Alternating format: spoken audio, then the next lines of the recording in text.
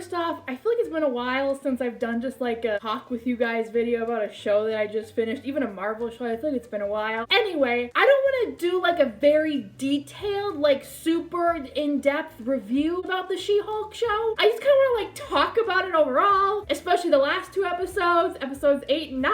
Holy crap, those were the best. I really enjoyed this show. Jen Walters is a great character. I love the way she was interpreted in this show. And I liked Jen Walters. She was really fun. She broke the fourth wall a lot. Like, she just wanted to be a lawyer. She didn't want to be this She-Hulk superhero. And so I like getting to see her journey from not wanting to be She-Hulk to slowly starting to like want to be She-Hulk and how it makes her feel. And her vulnerability, like, I love getting to see her being vulnerable. I love getting to see all these Marvel characters vulnerable because, like, these are what make these characters feel real. Yes, she can turn into a strong, like, green machine, but at the end of the day, if you can't relate to these characters, even in their vulnerable moments, then you're never gonna relate to these characters ever. Someone that has, like, I wasn't feeling the Marvel fatigue like everyone else has until kind of recently, and I started to be like, okay, there's so many other shows and books and movies that I want to watch, but I feel like I always have to put those like a little bit on the back burner because I feel like every other month every other like week there's a new Marvel show, or a Marvel movie. And I'm like, okay, I have to focus on that because if I don't, I'm gonna see spoilers everywhere. But She-Hulk felt like a nice breath of fresh air where it's not super serious. It has a lot of fun tone to it. It's a nice breath of fresh air to feel something that wasn't like too heavy. It was just like kind of simple, a lot of fun, very entertaining, fourth wall breaking. And I really love this show. So I'm gonna go into some spoilers now, so if you have not seen She-Hulk, you wanna leave because you do not wanna be spoiled on this show. You've seen She-Hulk, you can stay. If you haven't, then get out.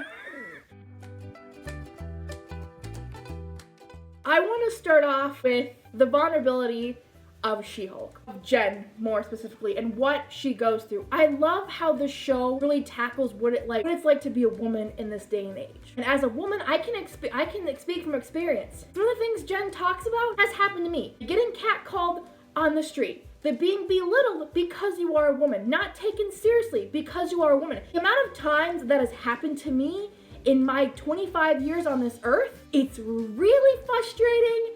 And it's really upsetting. This happens to pretty much every woman in this day and age. Kind of guys that think they can try to like belittle me. Even when I was in high school, the amount of women that go through that still in this day and age in the workforce is ridiculous. So in this day and age, women still have to fight for equality. And we shouldn't have to. I mean, granted, look what just happened with the Supreme Court this past summer. Women are still having their basic human rights taken away, so. And I love that Marvel acknowledges that. I love that they are talking about it and not like shying away from it, because this is what women deal with. So the fact that Marvel doesn't care that all these grown, big baby men are whining about it, they're like, no, this is real life for women. I don't care if you don't like it, this is the reality that they are living in. Kind of in some cases, they play it off as like a joke, or they make a laugh out of it. They try not to take it too seriously, but when they need to take it seriously, they do take it seriously. And Jen goes to train with Bruce and is talking about like, she's to control her anger every day. Every woman nowadays has to like control their anger because otherwise they're seen as this crazy lady. She gets mad for a very valid reason. Oh, she's a crazy lady. But they don't want you to show a lot of emotions either. But then they're like, oh, you're an emotionless bitch. Like, what do you want from me? Like when she goes to Emil's, it talks about what it's like to be She-Hulk and like try to date. And dating is hard. For anyone, dating is hard. Especially if you're getting older, dating is harder. Like she's trying to find a guy that likes her, but now because like She-Hulk is out in the world, all these guys she thinks is interested in her are just interested in She-Hulk, not in Jen. And like she makes this analogy of like, you know that girl in high school that is super pretty, super popular, and everyone wants to be with her and get with her? That's me. That's She-Hulk. But I'm not She-Hulk all the time. I want people to like Jen like that. I want people to want to be with Jen. But then you can't tell if people want to be with you because you're She-Hulk half the time or because you're Jen. And so half these people don't want to be with Jen. And that sucks. She doesn't know who really likes her for Jen or who just likes her for She-Hulk. It's hard to date normally, but like trying to date when you're like She-Hulk, that's part of me, but I'm also Jen, and I want someone to like me. When we get to episode 8 and Daredevil shows up, which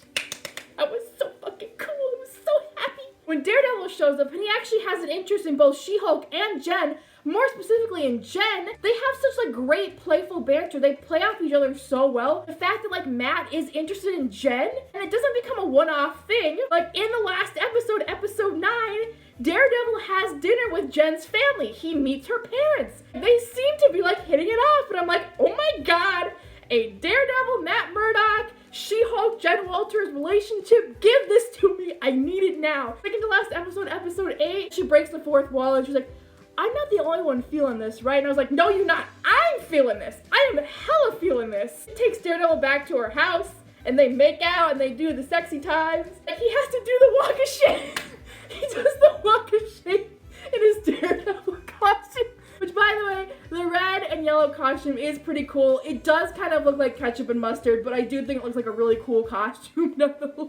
And I gotta say, I think Marvel did a very nice job with Daredevil. Obviously, this is not gonna be like the gritty, dark, violent Daredevil that we saw in the Netflix show. As someone that doesn't like a lot of violence, doesn't like R-rated things really, doesn't like a lot of gore, I'm okay with that. I'm okay for a little bit like more light-hearted Daredevil. To me, he felt like Netflix Matt, but like with MCU flair twisted in there. I like his banter that he had with She-Hulk. It was so good. And I feel like he's gonna be sticking around a while with She-Hulk, and that excites me. Speaking of the Matt Murdock episode, I gotta tell you, at the end of that episode, when all of She-Hulk's like personal messages, dating profiles, and all her personal information got leaked at that gala, I was so pissed, but also not surprised. And it's that double standard of, if female goes on a lot of dates, she's seeing a lot of guys trying to find the right guy for her, but everyone says, oh, she's a slut.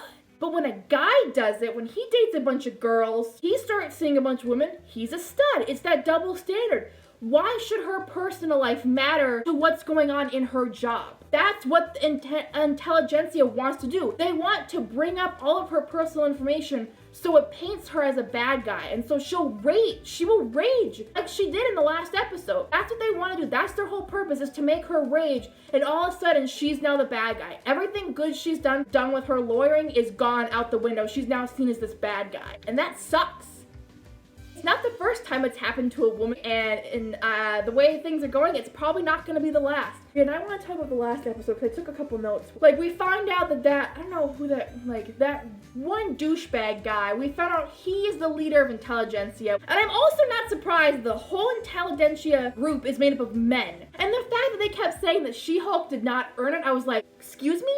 She didn't ask to be She-Hulk. It's not about earning it or not earning it. She didn't ask to be She-Hulk. And they were only talking shit about the other female superheroes. Not surprising, because that's what a lot of men do nowadays, is they'll shit talk the female superheroes. It pisses me off. I think all men and women need to be equal. We all need to be equal, on the same level in this day and age. I could not believe when everyone is fighting, it's gonna be like this big, like, Act 3 Marvel, you know, typical, like, fight. Jen is like, she breaks the fourth wall. But it's not even just the breaking of the fourth wall. She breaks the fourth wall to the point where it takes you to, like, when you're on Disney Plus and you go to the Marvel section of the home screen. She pops out, like, her She-Hulk, like, little, like, card thing. She jumps into another Marvel property. I can't. I was losing my mind. And she's just walking around Marvel Studio, California. Like, you know, like the Disney headquarters where their animation is in California. She's just walking around. And she goes to the Marvel Studios headquarters and she wants to speak with Kevin Feige. Like, no one speaks to Kevin. He's, like, above everyone. She goes to speak to Kevin. And I legit thought it was gonna be like Kevin Feige, but no, it's not. It's a machine called Kevin that is wearing Kevin's, like, baseball cap he always wears.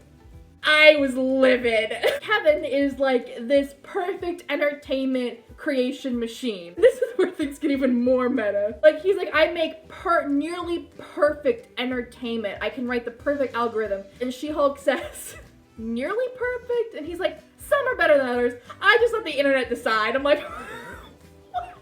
The meta! She-Hulk's just like, I want to do my finale different. This is my show. She just goes on this, like, discussion about how, like, Marvel is known for big, flashy action, Act 3 scenes with lots of fight and spectacle. And it follows that perfect formula for every movie and every show. But we don't need to do this time around. We can do something different. For Hulks, we smash things. And Daredevil too. I'm glad everything worked out for her in the end. Not to mention the Wong and Madison stuff. I can't. I cannot. I just want a Madison and a Wong like TV show or like one-off thing. Not to mention, hello, the Hulk has a freaking son. Is that why he was going back to Sakaar because he had unfinished business? Because he has a son? With who? Who does he have a son with? Are we gonna get a Planet Hulk movie? Because I feel like there's a storyline there. Those are all of my thoughts, things that I wanted to talk about with She-Hulk. I just really like the show. It's so good. I want a season 2. I really hope we see She-Hulk in the next 2 Avengers films because like, she's so cool. I love her. Thank you guys so much for watching. Let me know down in the comments what you guys thought about She-Hulk, and I will see you guys with another video soonish. Bye.